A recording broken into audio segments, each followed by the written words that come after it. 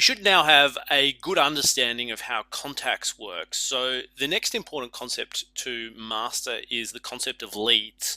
Now, a lead, as far as Lead Machine is concerned, is an opportunity to sell a product or a service. So if we go to a contact, we can have multiple leads. At the moment we've got none, but we could add a new lead to that contact, and that lead may go on a pipeline. It doesn't have to go on a pipeline, but generally people will put it on a pipeline. What's a pipeline? A pipeline is a process. It's about getting you from A to B. So from getting someone, for example, who had some interest in your product to getting them to be a client.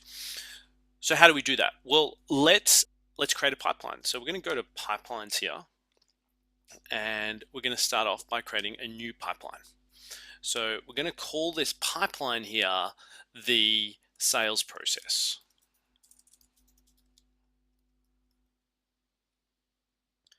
We're now going to create stages for this pipeline.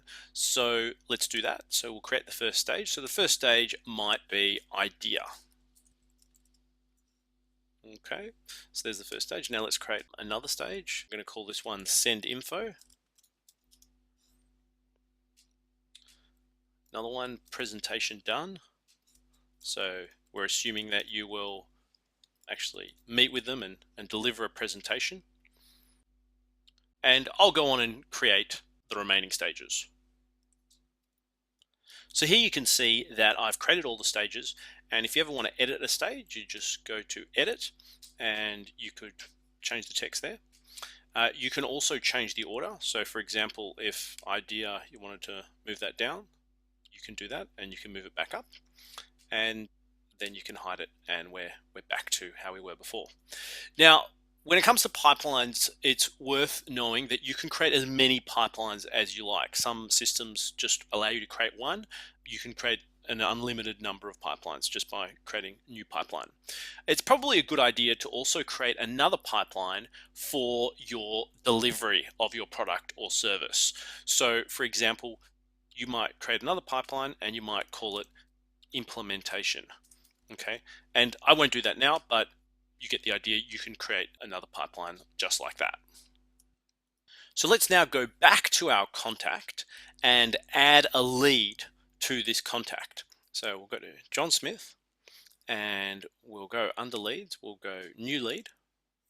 Okay, now the name of the lead is the opportunity, so the product that you might sell. So let's just say we're selling a coaching program, and you can choose to assign it to someone. Now, this is what we've just done, the pipeline. So here you will see the pipeline that we've just created. Now, if you added multiple pipelines, you would see all of these pipelines here. And let's just put this at an idea. We can put a value, so that might be, I don't know, $5,000. It's going to close at a certain time, and we might say, look, we expect there's a 50% chance of it closing. Now, you can also tag your leads. Just as you tag your contacts, you may wish to tag your opportunities to make sales, and you can add some extra information as well. Now, sometimes people say, well, what's the point of having this expected close date and the percentage chance of winning? And the answer is that by having that information, what it does is it is there so that your business can be more predictable, so that hopefully what will happen is over multiple leads, this will all average out. So what this will then do on your dashboard is it will say there is a 50% chance of getting $5,000. So it will then put $2,500 of expected revenue on this date. Now, at the end of the month, you might look at your revenue and say, hey, you know what? It doesn't actually match what I got on the dashboard. And you know what? That's good too, because what it then tells you is, you know what? My conversion rates are actually not what I think. I think that they're 50%. I think that whenever I get someone interested, there's a 50%. It turns out that that's not true. It's more like 30%, or maybe it's higher. Maybe it's 70%. So it's definitely worth putting in these numbers so you can ultimately get to that point where your business is providing you with that level of predictability. So let's create this lead here, and you'll now see that we have this lead. Now, you can create multiple leads for a contact, and that's what this is all about. It's about creating these leads and then pushing them through the pipeline, and that's what we're going to look at in the next video.